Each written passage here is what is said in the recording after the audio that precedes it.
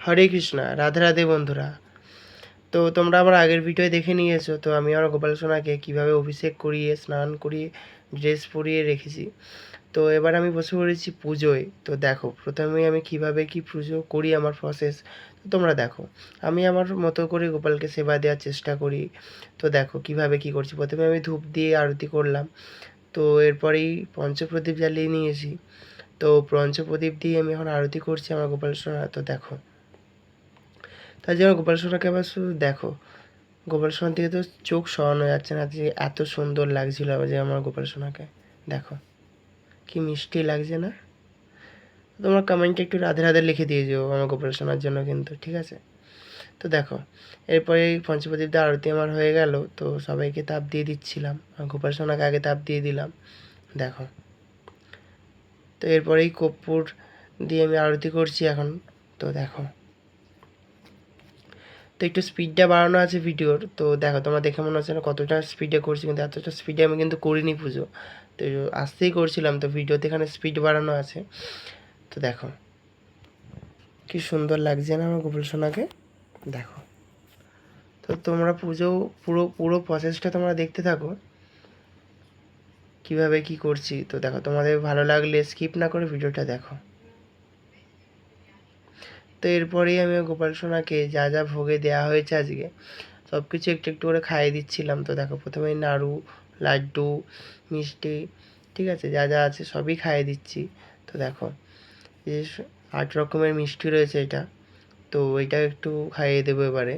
দেখো, গোপাল সোনার প্রিয় সন্দেশ এগুলো আমার। তো তো প্রথমে গোলাপি কালারের এই সন্দেশটা একটু খাইয়ে দিলাম। তো দেখো, এরপরে এই সবুজটা দেখো। তা যে আমাকে কীরকম দেখতে লাগছে সেটা একটু কমেন্টে কিন্তু জানিও তোমরা। তো আমি আর আমার গোপাল সোনা দুজনেই কিন্তু ম্যাচিং ম্যাচিং পরে নিয়েছি আজকে। আর গোপাল সোনা হলুদ কালারের ড্রেস পরেছে, আর এইদিকে আমিও হলুদ কালারের পাঞ্জাবি পরে নিয়েছি কিন্তু, ঠিক আছে? তো দেখো, তো কমেন্টে তোমরা অবশ্যই জানিও। দেখো, এরপরে একটু মিষ্টি খাইয়ে দিচ্ছিলাম, পান্তুয়া। গোপাল সোনা এটাও প্রিয় পান্তুয়া। তো দেখো, যা যা হয়েছে সব কিছু একটু একটু করে খাইয়ে দিচ্ছিলাম। গোপাল সোনার জন্য বেশি কিছু আয়োজন করতে পারিনি, অল্প কিছুই করেছি। অল্প কিছুর আয়োজনের মধ্যে দিয়ে গোপাল সোনার সেবা দেওয়ার চেষ্টা করেছি আমি। তো এবছর জন্মাষ্টমীটা তো আমার কাছে খুবই স্পেশাল, কেননা গোপাল সোনা আমার কাছে এবছরই প্রথম এসছে।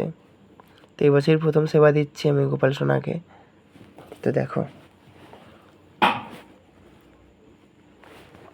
তোমরা জানো আমি আমার গোপাল সোনাকে মায়াপুর থেকে এনেছিলাম। তো এবছর প্রথম সেবা দিচ্ছি গোপাল সোনাকে জন্মাষ্টমীতে।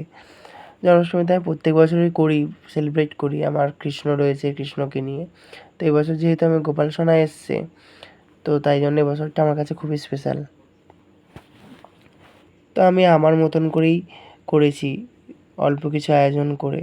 তো দেখো, কত চকলেট এনে দিয়েছে দেখেছো গোপাল সোনাকে? দেখো, একটা থালা ভর্তি চকলেট, কত রকমের চকলেট।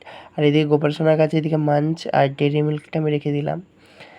আর এইদিকে আমার ভাই বলছে, মানে আমার ছোটো একটা ভাই রয়েছে, তো ও বলছে পেছন দিয়ে যে চকলেটগুলো আমাকে দে, আমাকে দে।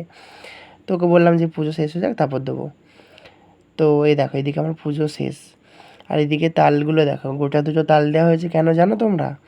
তো তাল আমাদের আগে পাওয়া যায়নি তালের বড়া করার জন্য। তো তালের বড়া কিনে আনা হয়েছিল। তো তারপরে লাস্ট মোমেন্টে গোটা গোটা তাল পাওয়া গেছে, তো তাই জন্য গোটা তালই দিয়ে দেওয়া হয়েছে।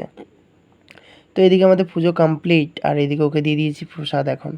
তো দেখো, প্রসাদ খাচ্ছে। আর ওকে কীরকম লাগছে সেটাও কিন্তু কমেন্টে তোমরা লিখতে ভুলো না কিন্তু। তো দেখো, এদিকে ওকে প্রসাদ দিয়ে দিয়েছি, ও খেয়ে নিচ্ছে। আর ওকে বলছি যে একলা একলা খাচ্ছ, যে আমাকে একটু দাও প্রসাদ, আমিও সকাল দিয়ে শুকিয়ে। তো এদিকে ও একটু আমার গালে প্রসাদ দিয়ে দিল, তো প্রসাদটা খেয়ে নিলাম।